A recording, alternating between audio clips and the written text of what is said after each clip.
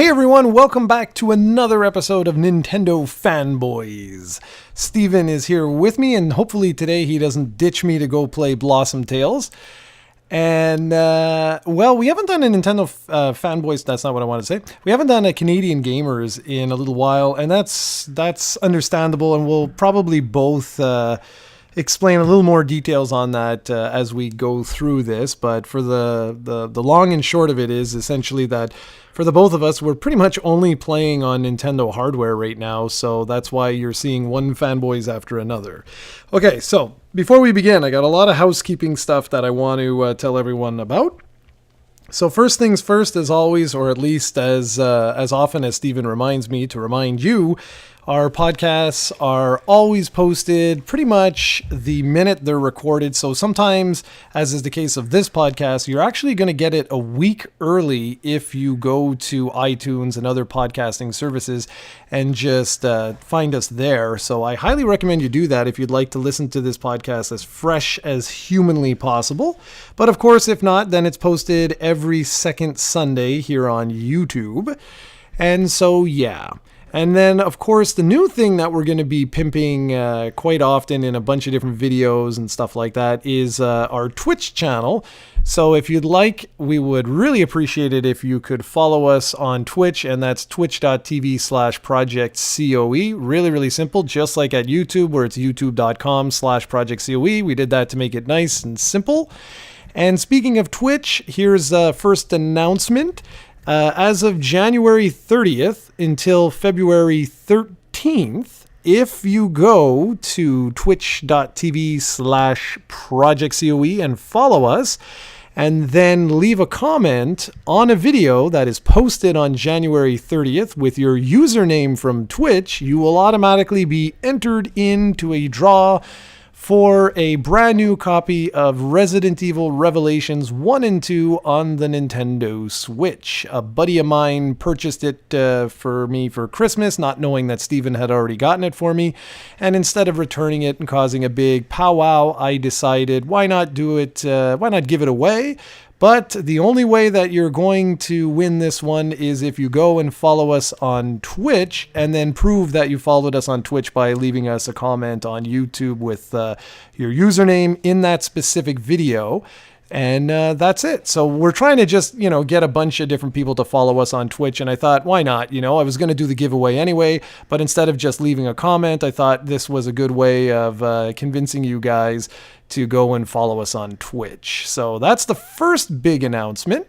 The second announcement I have, I'm not going to reveal it, not yet, but look out for a very special giveaway video that's going to happen around the first week. I'm planning it for the first week of February. And it's not that the video itself is going to be the giveaway. It's that in the February 2018 channel update, which if you watch the one I did in January, it seems to be resonating quite well with people. They like the idea of giving monthly updates. Well, this particular update is going to be talking all about the road to 10,000. And that's basically we're holding almost like a series of events that are going to wrap up when we hit 10,000 subscribers on YouTube. Now, according to the growth that we've been seeing, we theoretically should be able to do that before the end of the year. But I have an announcement that I make the first week of February where I tell you exactly what will happen when we hit 10,000 subscribers. And I'm not going to reveal it early, but let's just say that it's a giveaway, but it's one of the biggest giveaways we have ever done here on the site. So yeah, you'll see. You'll definitely want to help us try and get to 10,000 subscribers. And that's it for the big news. And now, of course, as always, I throw it to Steven to ask him what he's been up to since last time he basically just came in here, said a few words, and ran away. Yeah, I'm learning all this stuff as you are, guys. So this is awesome. Really can't wait to see what the giveaway is and what the video it will be. I'm sure it will be awesome. And for the Twitch stuff, I'm really, really hyped about this because this is another way where I'll actually be able to join in from time to time and actually play some video games with you. Back in the day before I had kids and when you were on a sick leave, we used to play games every day. Basically, when I got off work, you'd harass me. You were like I am right now. You'd text me all the time and I would get on Skype and we'd play Animal Crossing and Resident Evil Revelations and stuff like that, and it was awesome. And I kind of miss those days, and I'll be able to do that with Twitch with you, and I think we'll even be able to figure out a way for me to actually talk to you while we do that. And Twitch is an awesome way for us to communicate with fans. We can even play some Mario Kart 8 stuff with them if they want to. There's tons of potential for that, so be sure to leave us a follow there. We're aiming at 50 followers for as soon as we can, and we're already at 26, I believe. Last night we were at 24, and with a bit of viral marketing, we're at 26 as of this morning. So we might have been at 30 or higher now, so that's cool. I think we can get to 50 by the end of the month if we all try and go to twitch.com/projectcoe, I believe, and click on the little heart there, and that will go a long way to help us as a channel grow and maybe grow our network a bit more, which would be awesome. As for games I've been playing, I've been playing a lot of stuff recently, so I want to make sure I don't forget it. First off, I want to talk about Pokemon Gold and Silver, because I've been playing that a lot, and I've been doing one task for like 4 hours right now. It's kind of like what you did with your shiny Mewtwo, except that what I'm doing was supposed to be easy and supposed to not take a long time. So basically, there was not really an exploit, but the way the game was designed in Generation 2 was that shinies were determined by what are now referred to as IVs, which means individual values, but back then they were called DVs, which I do not remember what it means, but basically that number decides if you're shiny or not. The interesting thing about that is that if you breed with shinies, you get the odds of hatching a shiny are 1 out of 64. And in Generation 3 and on, the odds don't improve at all if you're breeding with shinies. The best odds you can get with breeding is 1 out of 502, I believe. And that's if you breed with a Pokemon that's in your region with a Pokemon that's in another region, say France or Japan, and if you have the shiny charm. So that gives you odds 1 out of 502, and I've actually bred 4 shinies in my Pokemon career doing that method. 2 of those were without the shiny charm and the other 2 were with the shiny charm, and it took me the shortest amount of eggs it took me was 300, and the longest was about 1500 eggs. And that sounds like a lot, and it is, but it took me around, I'd say the longest was 10 hours and the shortest was maybe 3-4 hours to hatch those eggs. But in Generation 2, even with those 1 out of 64 odds, what I've discovered is that hatching eggs takes a lot longer than it does now. I think I can probably hatch around 6 to 8 eggs in Sun and Moon by the time I hatch 1 egg in Gold and Silver. So while it's true that the odds are a lot better, it doesn't necessarily mean that it'll go faster, and I'm learning that right now, and I'm trying not to get discouraged, because you did not get discouraged with your Mewtwo, and that's a lot harder to do than my method.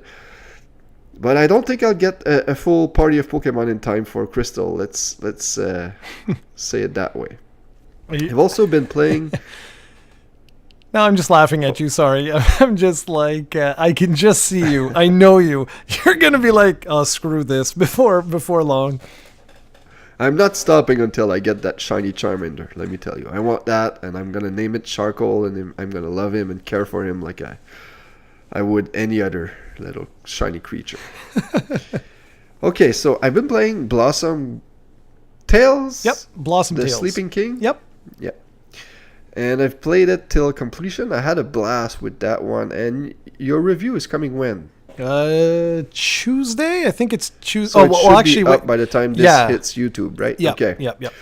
So I don't want to say too much because you did a pretty good job with the review. I really had a blast with the game. That's a type of game I don't play often, and I can't get enough of those.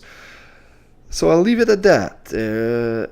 Also been playing Doom on the Switch, and man, like I'm telling you, Doom is my game of the year every year. It's just a fantastic game. If you own a Switch, please buy that game. Unless you already played it, and even if you did, buy it. Like, I want Bethesda to continue supporting the Switch, because for me, even though I have a PlayStation 4, the odds of me playing a game on that system are very, very low, because I can only do that when the kids are asleep. But when I play on the Switch, I can because a game like Doom, I don't want to play when my kids are up, because I don't want to see them to see that. It's pretty violent, it's pretty gory, and the music is kind of hardcore, so I don't want my kids to see that. But I can always play with headphones, or I can play in the bathroom or stuff like that, and then obviously I can play on the TV after. So really loving Doom, and that's a perfect example of how third parties should handle ports on the Switch. This is a fantastic port. I've heard that it doesn't run as well as the PS4 and Xbox One version. That's a no-brainer, but still it plays smoothly, it plays perfectly. I've played it half and half on handheld mode and half on the TV. And of course, with the Pro Controller, it handles a lot better. I found that with the handheld mode, like the Joy-Cons are not as responsive, I find. But I found out that you can go in the menus and adjust the sensitivity, and you can make it a lot better, and it's playable. So that's that. So I'm having a blast with Doom, man. That's such a fantastic game. I don't know why I did not play this before, but I can't wait to finish off. I think I only have 2 missions left to finish the story, and every time I have a second to play that game, I love it so much, and I just hope that we keep seeing ports like this, because I don't care if Bethesda never does an original Switch game. I don't think they ever will, because the Switch does not have the power that they crave. But if they continue to give us ports like this, like, I'll be fine with that. I can't wait for Wolfenstein 2. Can't wait to try out Skyrim. Like, Doom is awesome, guys. If you have a Switch, give it a try. It's really worth the money. Yeah, and speaking of Skyrim, yours is supposed to be there, like, I think Monday or Tuesday, so I don't understand that. It makes no sense, because I ordered it at the exact same time as I got mine, so I don't know what's up with that. It's like they got to get the dogs ready to come out to you or something, because it's bloody ridiculous. But I've got some gift cards, and I'm wondering if I should go and pick up some of that. Like, I was thinking of picking up Mario and Rabbids there, just to try it out, because these are gifts that, I got gift cards. Like, what else am I gonna do with this, to like EB Games and stuff I got from work. And I was thinking of doing that. I mean, you've been talking a lot. I played the heck out of Doom on the PS4, and it was a phenomenal game. And really, right now, from what I hear, Doom is one of the most impressive ports of any game that's been released on the Switch. And apparently, it runs almost exactly the same, regardless if it's played in portable mode or if it's played in the dock. So that's pretty impressive. Like, that is very impressive, especially considering what I'm playing right now. Yeah, the only difference with the dock mode I've noticed is, besides the better controls, is that there are actually some minor sound issues, it seems, that pop up.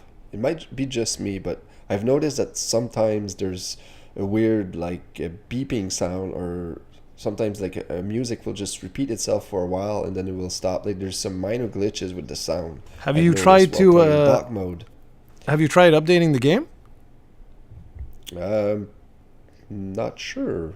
I'm not sure if there's an update for that game. Is there? You try, man, because sometimes the games don't auto update. This is something I've noticed with the Switch for whatever reason. I don't know if it's got to do with the fact that it just, sometimes it takes a few seconds for it to like reach the connection of the internet. But I have noticed that like I'll go. For me, I don't have that problem though. Every time I download a game, I need to go and stop all these updates for the game to download, because all my games keep getting updates, it seems. Okay, well then you might be fine. But I mean, you could always force try it by pressing the plus button and just going into software update and see if it's if there is an update available. I'm not saying that there is, but you never know.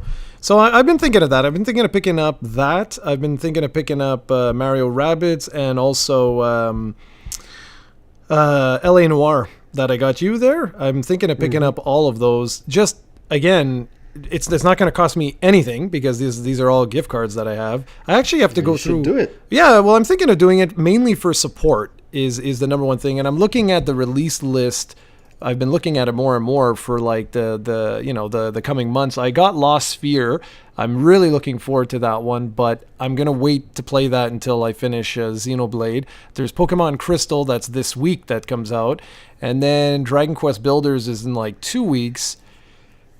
So I mean, there's a good chunk of games coming out, but I know that there's going to be the downtime. There's always the downtime. Like in the summer, usually there's periods.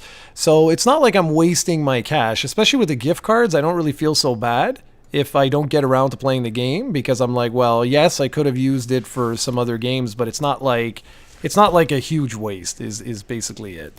So yeah, I was saying about the comparing like playing in portable to playing in the dock, and it's funny because the worst game that I've played so far that really shows the difference between the two modes is Xenoblade Chronicles 2. It's pretty staggering, like the difference between playing in one mode and the other. One, when you play in the dock, it looks beautiful. It controls fine, and like there's no frame rate issues and stuff like that. I mean, well, there are some dips here and there, but it's not a problem. When you play in portable mode, it's very, very interesting because operationally the game works pretty good. I mean, it does. It works pretty good. I don't notice really any differences in frame rate drops or anything like that. And by the way, that's the footage I'm going to use for today's podcast. So you're going to see Xenoblade Chronicles 2 for the duration of this podcast. And it's interesting, though, when you take it on the go, because it uses something called dynamic resolution. And it can go looking like a Vita game, even worse than a Vita game, where your characters are super pixelated and the world is like lacks any sort of texture, weird anomalies with lighting. So like you'll be inside the house and you just see it's like the scene is completely black almost, and then it lights up and then it goes back to super dark and lights up. And it's odd because it only occurs during cinematics. It doesn't happen while I'm playing regularly, and I'm sure you're going to see it here. Although no, you won't see it here because I'm playing in docked mode to get the footage. But it's not bad. Like, it's weird. I've seen the game get slammed by reviewers for having all these weird, bizarro things. And it's like, it's certainly the worst of any Switch game that I've played where you're like, wow, what a difference compared to the docked mode compared to portable. But it's actually a really, really fun game. There's no grinding involved. The only sort of I guess negative, I would say, outside of what I just said, like some graphical anomalies, is the fact that the battle system is rather slow. It's an engaging battle system and it's fun. It's just that it takes a while. So even when you're fighting just like your regular guy, which of course, again, you're going to see in this in the gameplay, it's surprising to me that it takes a while, man, to beat up like just about anyone. You're going to be playing battles for like quite a few minutes. Even like underpowered enemies can take 2 to 3 minutes to beat, which is a little bizarre to me right now. And this is your classic 7 game. You know what I mean? Like 7, the score 7 on 10 was created for a game like this. It's not that it's a bad game, not at all. It's just that it has a lot of little issues that in the end add up to like, okay, yeah, this isn't a great game, but it's a good game. And I'd go as far as saying that it's a very good game. We'll see how far I get along if I actually go through and finish it all off. But right now, I'm actually having a really, really good time of it. The music is phenomenal. The story is actually really interesting. The gameplay is very interesting, if a little slow. But there are some weird issues outside of the graphics and a few of the other things I mentioned, such as the map marker So today we're so used to games holding our hand and saying, like take a right over here, then a left, go up there, it's around the corner, that kind of stuff, that when you go back and play a game like this where the map markers are like, it's fundamentally broken, like it's almost useless, because it just basically says your destination is 700 away, whatever that means, feet, steps, meters, I don't know. And then there'll be like an arrow that points up or down. So that lets you know that your destination is somewhere 700 meters, let's say, away above you. But it might actually be in the opposite direction of the direction you're running. And why? Like, it doesn't actually tell you where you need to go, because you'll see the counter will say like 201, 202, so you'll turn around and say like, oh, okay, I'm running in the wrong direction, so I'll run the other way, and you'll run the other way, and then it goes like 201, 200, 199, 198, so on and so forth. But what you don't know is that when you get to your destination, it was above you, and the path to get above you was actually 500 meters in the exact opposite direction. So that's what I mean. Like, stuff like that is what is really perplexing to me. I have no idea why they would have done what they did. And apparently this is a long-standing problem with this series. So clearly they're not listening to feedback to improve it. Now, it's not awful, it's not terrible or whatever, but it will certainly happen to you more than one occasion where you're going to just scratch your head going, well, wait a minute, how the hell do I get up there? So that's it. I just remembered, I forgot to talk about Snake Pass, which is the other game I've been playing lately. Have you ever seen a video of that game? Do you know what it is? No clue at all. So it's basically kind of like a 90s mascot platformer, but it's unique in the sense that you control a snake, and the physics, I just don't know how to explain it. This game is very, very hard to control, just because you're basically controlling a snake and you need to climb stuff, and man, it's so much fun, but at the same time so frustrating to play because the controls are so hard. And the only problem I have is that it's kind of like, first off, I don't really like 3D platformers because of the fact that you also have to control the camera, and this in this game you also have to control the camera, and this is what kills you most of the time. But still, with saying that, I still find myself wanting to play more, and I'm almost at the end of the game, so I'm having a blast with it. And I think it's not very pricey on the eShop. I bought it when it was at 50% off because I heard it was a great game, and it's just very fun. Just that the controls, man, I'm sure if I would go on YouTube and look at clips, there are some people who can basically control that snake like you would control Mario in a 2D platformer. Like, I'm sure there are people out there who mastered the controls, but it's just so bizarre the way it's set up. Yeah, I've read mixed things about that game, and I say read, but I've watched mixed things about that game. Like, some people absolutely love it, and I've heard from quite a few, because of the reasons that you mentioned with the way it controls and with the physics, that other people are just like, yeah, that's not for me. So I'd be curious with that, but I'm playing so much other stuff right now, it's insane. I finished off Blossom Tales 2. I think I got everything. I don't think there's anything else that you can do in that game. I got all the different weapons and stuff like that, and some of them, man, they took forever to find. I'm curious to see how many hours I put into that game. It feels like it's got to be around 10 to 20, so I'm kind of curious to see.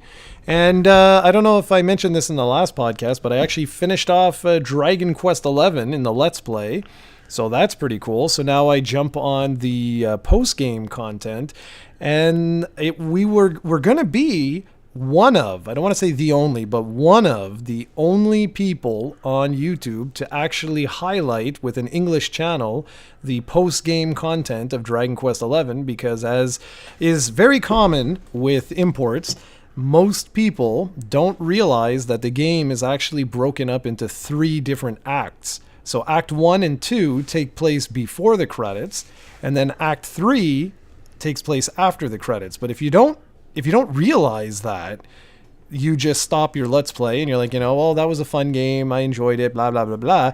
But you don't realize that you're actually missing like 1/3 of the story because you didn't continue it after the credits. And unlike any of the other Dragon Quest games, this one really hardcore, the story continues after the credits. Like, I mean, quite literally, if you start your game from your last save after beating the final boss, there's literally a cinematic telling you, you know, like, okay, they like the game ends where they're like in the sky, let's just say, okay, like the cinematic, the video ends like something like that. And this one begins, like the cinematic begins with them basically landing from the sky and continuing on. So it's interesting, and I'm going to be very, very curious to see how many people do the exact same thing in the North American release whenever it eventually comes out, because it's the first Dragon Quest game that I can think of where the post-game really isn't post-game. It's actually like a legit, the story isn't done yet. So it's going to be very, very interesting to see what happens with that. Cool. All right. Can't wait to play it. I hope you do, man. I really do hope you do. Because, man, it's awesome. And if you don't buy it, that's one I will definitely buy for you. And I hope they announce the Switch and the 3DS versions, because I'll be very sad if the 3DS one doesn't come, because I want to play the North American 3DS one in 2D. That would be really cool to do, but... Okay, boom. So I spoke a little bit about Xenoblade Chronicles 2, so I don't need to really dig any deeper into that. So the topic of the show today is really, there's one main topic, and then I have a few other things that I'd like to just quickly touch base on, and then I'll throw it to Steven for a blast from the past, and I don't know if he prepared anything, so that'll be fun. Yeah, no, I thought we were doing a gamers day, so I'll think of something. No more gamers. Gamers are losers.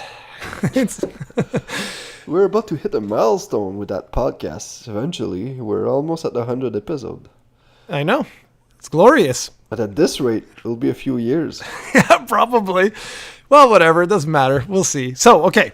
So after, what did we have? We had a week, 2 weeks, 3 weeks, 9 months ago, we had a Nintendo Direct where we wanted to thank everybody for not listening to our podcast. That was very, very good. We appreciated that.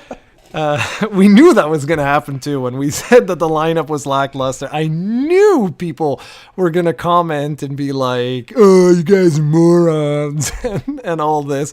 And it's like, we specifically said that, you know, they only spoke up till May, and you know, if you owned a Wii U in particular, it's kind of lackluster because there's nothing, just you know, ports basically. Yeah, exactly. However, people like, what are you guys, stupid? There's like the rest of the year. Anyways, it was just so funny. I love reading some of these comments, were hilarious. So after that, Nintendo tweeted out I don't know, it was like, what, maybe a week after or something like that, saying that they were going to have a video up. It wasn't a direct or anything like that, and they were going to introduce a new way of interacting with the Switch, and it's going to be aimed at children. Now, I don't have the exact tweet in front of me because I moved my phone too far away from me, but it specifically said that it's aimed towards children, or kids at heart, something like that. And I gotta say that my faith in humanity is just about gone, because when I saw some of the comments that people were saying after what was revealed, I was like, what the hell did people expect? Like, some people were like, oh, I was like counting on first gameplay footage of Metroid Prime 4. And others are like, oh, like they were hinting at F-Zero or the new Pokemon. And I love it. I was laughing so hard reading some of these comments. I swear, Nintendo could come out and be like, hey guys, we're going to have a direct on Fire Emblem. And people would be like, oh, they didn't show the new Zelda. It's like they specifically said that this was going to be something aimed towards children, and that it was going to be something like a new way of interacting, something to that effect. But I remember that they specifically said that it was aimed towards kids or kids at heart. And so what they announced was something that they're referring to as Nintendo Labo. And that's like short for laboratory or laboratory. And it's a really, really interesting concept. In a nutshell, it's basically cardboard prints that you pop out and almost like origami, and you piece together these little instruments and or objects. So you could have like a fishing rod, a robot, a little RC car, a piano, things like that. And then it interacts with your Switch in unique ways. So for example, with the piano, you'll take just not the dock, but just the portable itself, the tablet, and slide that into the cardboard, and then take one of the Joy-Cons and put that in the side. And it's essentially one of the Joy-Cons is reading, using the IR sensor to see which keys you press, and then you're interacting with software that's on the little screen. And they get more and more robust as you go. And I was immediately like taken back when I saw this, and I was like, this is such a Nintendo thing to do. Like, this screams Nintendo. Because for those that don't know, Nintendo was originally not just a card company, like a playing card company, but they also made a lot of different toys back in the 60s, 70s, and 80s, early 80s, before they went, head first into electronics. So I find this super, super cool. This is like a combination of the old Nintendo meets the Switch, the new Nintendo. And I don't want to say all my impressions and everything right away. I want to let Steven have a chance because I literally haven't shut up in 30 minutes. So what did you think of all of this? I just want to mention first off that I heard yesterday that the reason they called it Nintendo Labo was because lab in Japan is pronounced Labo, and that way it's easier for them to call it Labo everywhere. That's what I heard. But cool. That's not really important, but I watched the video. I knew that it was for kids and kids at heart, so I had no problem with the announcement. I thought that, man, if my oldest would be just a bit older, I could get one of those Labo kits and we could build it together, because right now he's at that age where I don't necessarily trust him with my Switch, so he could easily break it. But eventually we can build some of that and have a blast. It reminds me of Lego sets when I was a kid. So it's some of this stuff they said takes about 2 hours to build. So I thought this is awesome. It has a lot of potential. I think their stock rose a lot after the announcement. So I think they're going to make a lot of money with this. My only fear with this is that I do not want Nintendo Labo to become central in Nintendo's conferences. Like, I don't want the next Direct to have a huge portion dedicated to Nintendo Labo. In an ideal world, it would have none, but this is a Nintendo, so we'll probably talk about Labo for a few minutes, but that's all right. I want them to remember that the public that watches Direct or watches their E3 conferences is not the public that you're aiming to sell these for. And I think they know that. That's why they tweeted that it was for kids and kids at heart. And I was a bit surprised by the reaction of some people. I did not see those reactions, but I'm not so sure what they were expecting. But the overall product sounds like something that's a lot of fun for families out there. Yeah, I'm actually going to pick these up and do a video series, probably just 2 separate videos on the 2 different kits. There's a customization kit as well that they released, but I was like, nah, well, whatever. I don't really care about that. I'm more curious to see. I actually have a couple of questions with this thing because of who it's aimed towards. And I know, of course, I'm not the only one that has thought of this, I'm sure, but I don't really have too much of a problem with the price. They're going for $69.99 for a variety pack. That's one of the ones that comes with a piano and the RC cars and so on and so forth. And then there's one for $79.99, which is that Robo kit. So like making yourself like a little robot. Well, it's like a gear, so you actually have like a backpack and all kinds of stuff. The thing that I have, I don't even want to say concern, but the thing I'm curious about is the durability of this. That's the only sort of hiccup I can see in this particular plan, is that. Because it depends on what kind of age groups that Nintendo is directly aiming this at. Would they say kids? But I mean, you're still a child, so I don't know. Like, it's going to be interesting to see who exactly or what age frame they're actually looking at, because I think they said the 6 to 12 specifically. Okay. I think that's the age group they're focusing on, and it makes it makes sense. As for the price, before I just want to interrupt you. Yeah, go. I've been shopping for a few years now for kids' toys for my own sons, and it seems just a bit pricey. Like I'd say it's about $15 overpriced just because of the Nintendo name, but it's not bad. I think for the quality, if you think of like a lot of the toys that I buy my son, some of them he'll play with them once or twice and never use them again. So and just some of these, like just the fact that they will take you 2 hours to build with your kids, you're already getting some of that money right there with the experience. So I think like some I've made the example of Lego sets, which you are about the same price, some of them more expensive, which you build once and then sometimes never use them again. So I think the price is just a bit too much, but that's kind of like the Nintendo tax. So I don't have a problem with the price, but the durability is a good question that I'm sure this is Nintendo. They've done products here and there, and most of their products have a good reputation for being hard to break and stuff. So I'm sure they've thought of this.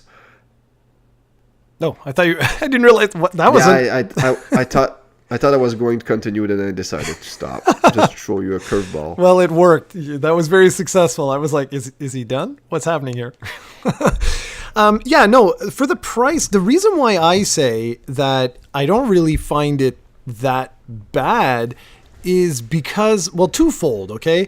For starters, like Lego is a fairly fair comparison. It's not a fully fair comparison, but it's good enough. And I say it's not fully because with Lego, what's nice with Lego is that you can buy multiple kits, which are all around the same price, depending, of course, what it is. You could also buy a like $7,000 Millennium Falcon if you want.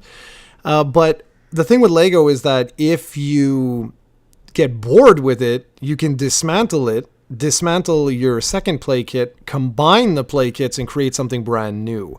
That's the only I guess difference with this. However, why I can justify the price, and what people seem to be forgetting here, is that it also includes software, and software is always expensive. Now, granted, we also have to keep in mind we don't know at all what kind of software this is going to come with. Like, is it going to have like a Mario Paint style thing for that piano where you can play the piano but maybe record your stuff? Like, we don't know anything.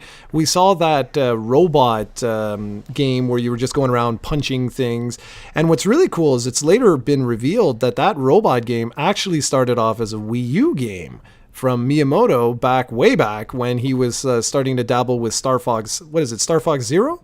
Mm-hmm. And so I thought that was unique, and it plays into what I've been saying for a while now, where I don't even know if there's a single like Switch game that's actually a Switch game. I think like everything has been Wii U games, but whatever.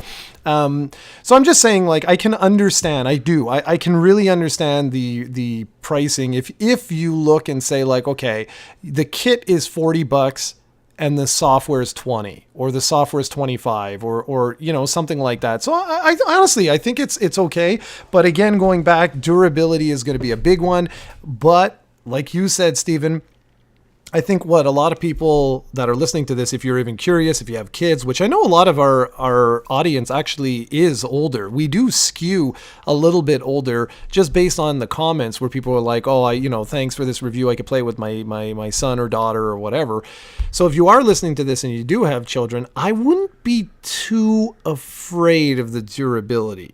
And the reason I say that is for exactly the same reason Steven said what he said, whereby Nintendo's been doing this for a long time. And if you look at the vast majority of Nintendo's hardware, it's built fairly strong. Like, personally, I've had issues with Nintendo hardware in the past of some software stuff, but nowhere near as much as I've had with Sony's and Microsoft's. But in terms of actual sheer build quality, like that original Game Boy, I swear you could throw that off to your roof and that stupid thing would still work.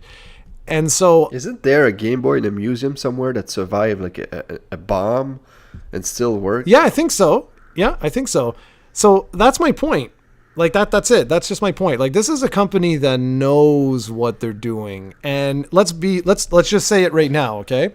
If this is the type of thing that turns out that you use it once and everything breaks, it will be the death of this, like, immediately. We live in a social media society now, whereby there will be hundreds of thousands of videos all over the place, Nintendo ruins Christmas type of thing, or ruined my child's birthday because, like, just building it and it fell apart and blah blah blah. So I'm fairly confident that's not going to happen. I'm sure they tested the hell out of this. And I personally really like the concept. I mean, I really do. I think this is, if I was a kid, it's like you said with the Lego thing. I loved Lego when I was a kid because I thought it was brilliant for what I said, I had the different kits, I built the kits, I made these imaginary stories, and then I would break the kits and then build my own creations and whatever. But I look at, like, the Labo series here, or as they're calling them, the Toy Cons, and I look at this and think, my gosh, like, think of all the different third parties. And I don't mean third parties as in third party like, Capcom and those companies, or Bethesda there. I'm thinking more, you imagine like Mattel, like companies that make toys today. They could pump out things like this. Like, you could have like a Masters of the Universe, a He-Man type of set. Of course, they would never do this. Not today, but I'm just saying they could have like toys that kids or shows that kids are into today. Create these little creations, make just little software, and voila, $70 later. Though, if this turns out to be really successful, do you think Nintendo will allow third parties in?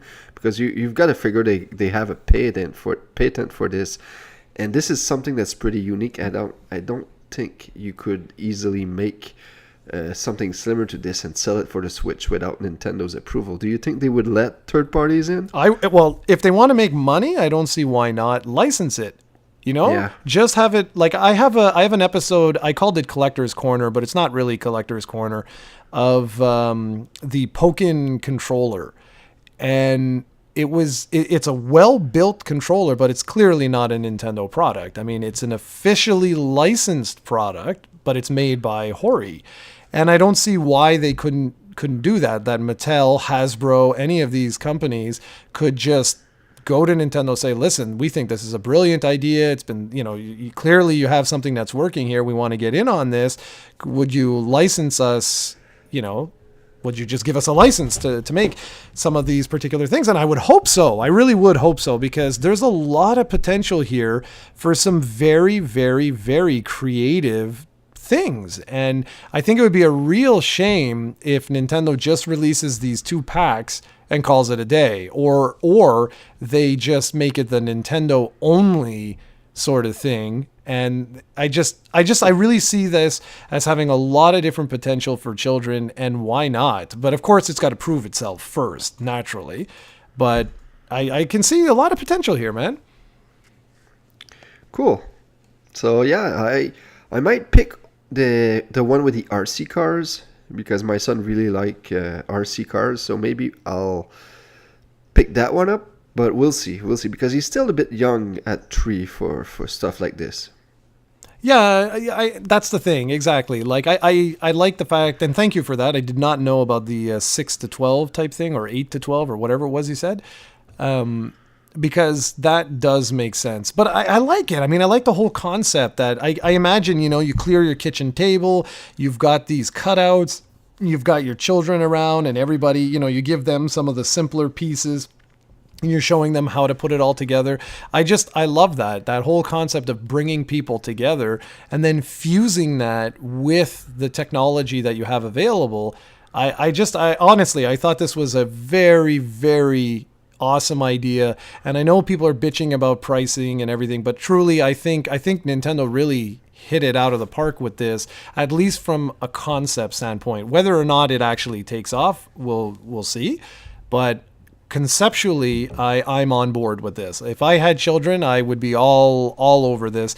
And I think it will be fun to just do a couple, we'll see, I don't know how many videos, but I'll do a couple of videos on this. And maybe, you know what, maybe I'll just take my camera, I'll clear my kitchen table, and I'll see, can I even build it in 2 hours? Or is it like I'm so stupid that it takes me like 6 hours and I don't know what the hell I'm doing? It might be a really hilarious video. Yeah, can't wait to see that.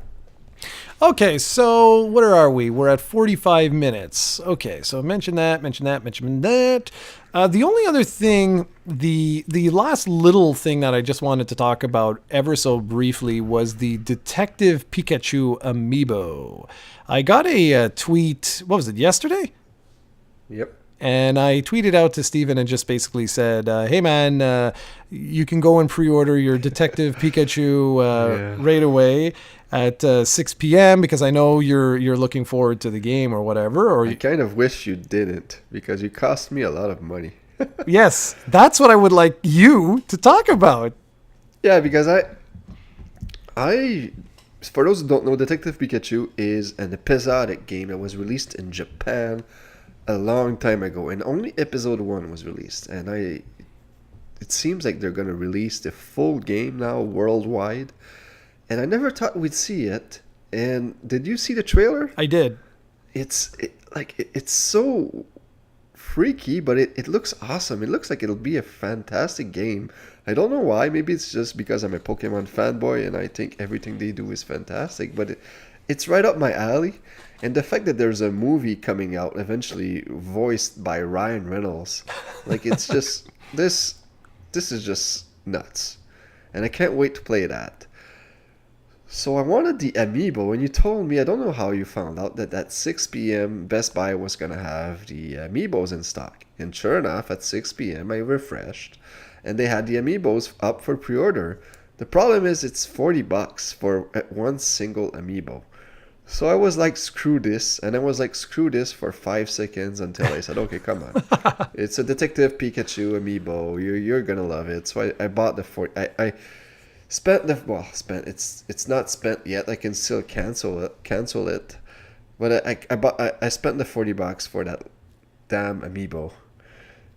And I hope I'm gonna love it, but still, it looks cool. It's a lot bigger than regular amiibos, from what I heard. I don't know what it actually do in the game. I don't really care. It sounds cool. And okay, and if you would not have told me about it, I would be $40 richer right now. Okay, so he tells you all this, okay, and he makes himself sound like a martyr here. But what you don't know is this douchebag was texting me non-stop for Pokken Tournament DX for a potential video that we might or might not ever do. We'll see what happens with that. I'm sure we're going to do it. But it was just so funny. This guy is going on and on and on. And I'm like, yeah, but it's like $80. And he's like, yeah, you're rich. You have money everywhere. You got this. And he won't stop going on and on and on. Then I'm like, okay, well, if I pick this up, I'm like, it does give us access to do some pretty cool stuff.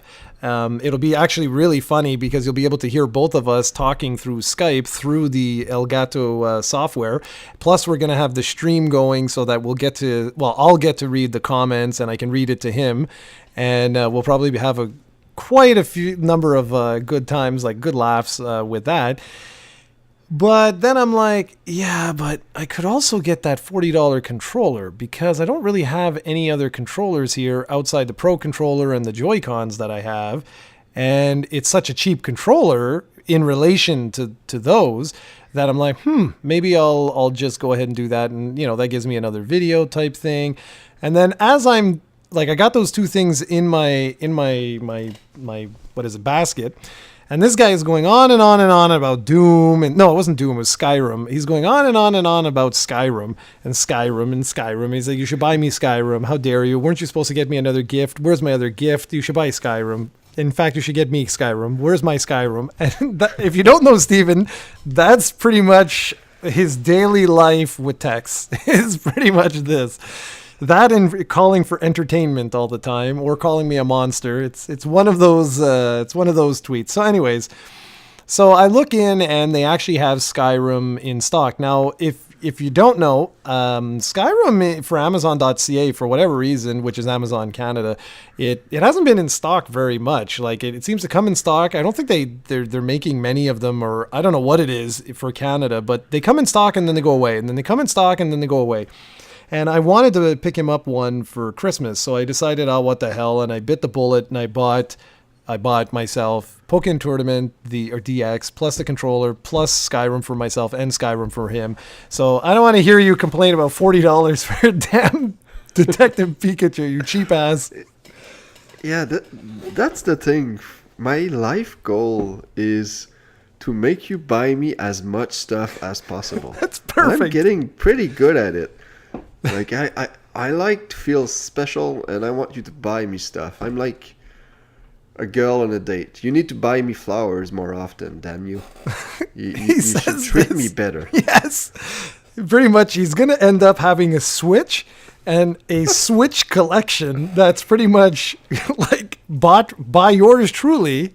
Like it's ridiculous. But whatever. I deserve all of those gifts, damn it. Of course, naturally. I'm making you become a billionaire on YouTube. All of these great videos and video series you have, all my ideas. Oh, I'll give you this, and it's funny, okay? So, I don't know, we're going to have to wrap this up soon. It's already been 50 minutes, and you got to do your blast from the past. But I don't know if anyone knows this. Recently, YouTube, they changed their policies and stuff like that, and they're making it a little bit harder to monetize videos now. You have to have like 4,000 hours of videos watched. You have to have 1,000 subscribers, and so on and so forth. It doesn't affect us whatsoever because we've been here forever, and we have way more than that. But something funny that's popped up, it's just because you reminded me with the whole money thing.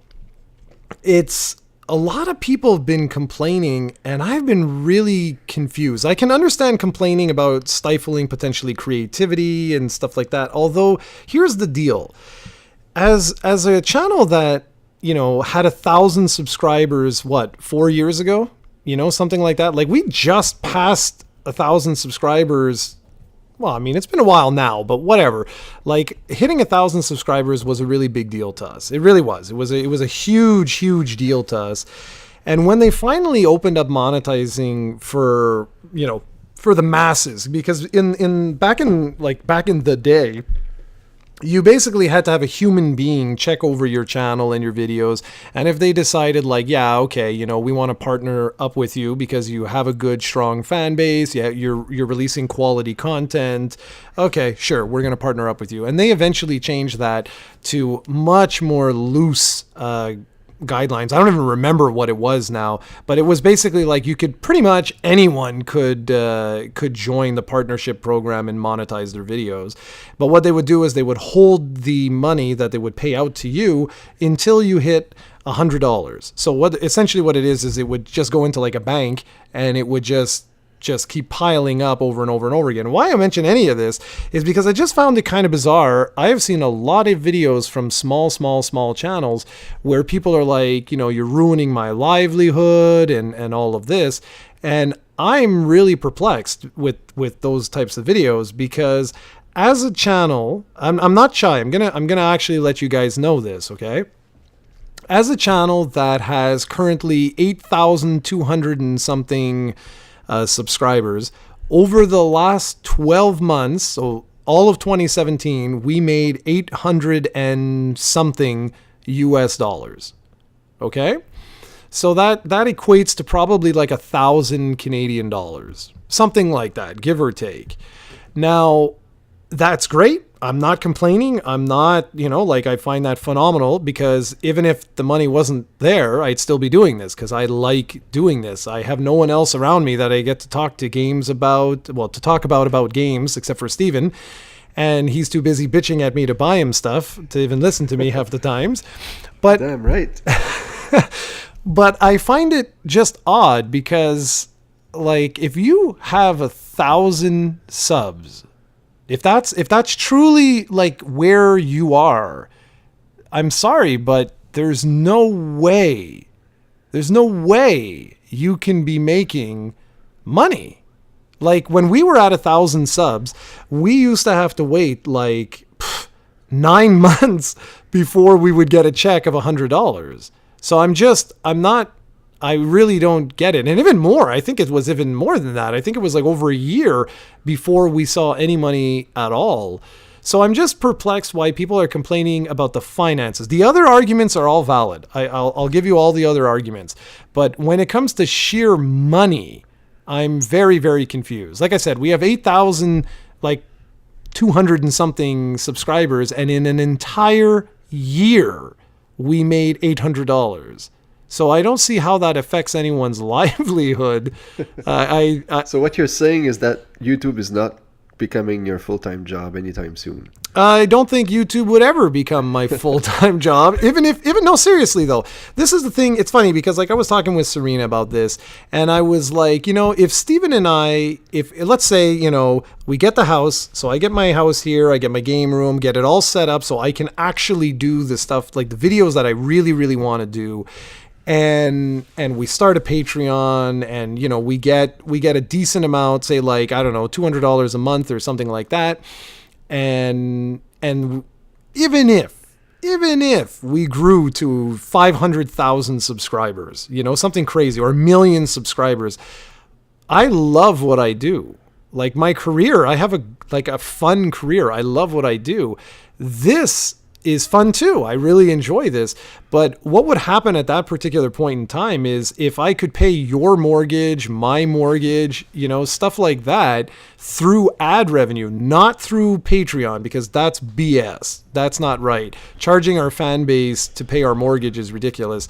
But ad revenue that YouTube and those companies are making, money off of the stuff that we're making, wouldn't that be like a dream job?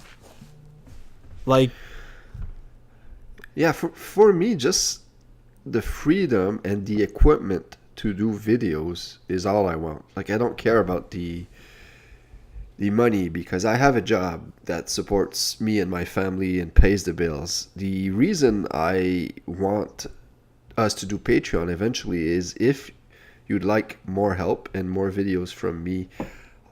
Like, I have a good job that pays the bills, but I don't necessarily have that much extra money lying around to justify, instead of feeding my kids, buying myself a laptop and equipment to be able to record stuff. So that's the goal for me. All I want is video games is a passion of mine, but I love talking about video games as much as I love playing them. And talking to you is awesome. That's what I want to do. I want to do more videos. This is a passion, it's a hobby that I'd like to continue, but right now I don't necessarily have all the tools to do so. So that's my I don't see us I think we'll reach 10,000 subs this year. That will be awesome, but I think there eventually will be a cap for us. I don't think we're gonna grow forever. I think eventually we'll hit a cap, and that's fine as long as we can continue just doing this. I'll be fine. Yeah, and that's just it. Like I hope nobody misconstrues what I'm getting at here. What I was saying with the whole mortgage thing is I'm saying that would be as high as we could go for me. Like that would be like when you see these like PewDiePies and all these people that are making millions of dollars a year type of thing. No, that's not at all what we do this for. What I'm saying is that if we ever got that big where the ad revenue coming in would pay off Steven's mortgage every month, I'm pretty sure he wouldn't be, boo-hoo, but he'd still have his job. You know what I mean? Like, and I would still have my job. But the reality is exactly what you said. Like, we're looking at Patreon and things like that just for equipment purposes, and we need to really sit down and ham all this out and sort of figure out like what it is that we're going to do with that. But the fan base is what I love, and the passion is there. I actually have a video going up on it's already been up by the time you guys see this, but if you listen to the podcast, I have a video going up shortly that actually says how like Nintendo's brought my passion in gaming back, and you're going to see it in the channel because I'm going to be working on different things because I have something to talk about. And that's just it. Like, I just hope that we keep the passion, and I don't see us ever losing that given the way that we're not doing this for money, and it's clear. And so with that, that's enough discussion about that.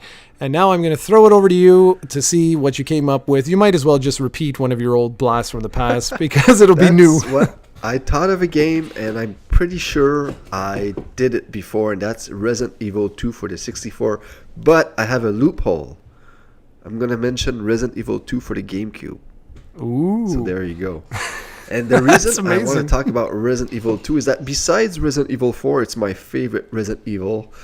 I love that game so much. I remember a few years back during our Halloween special, I actually bought the N64 version, and I was going to play it just a bit to do the review because I had already beaten the game, and I ended up beating the game in 2 sittings. It's just so much fun.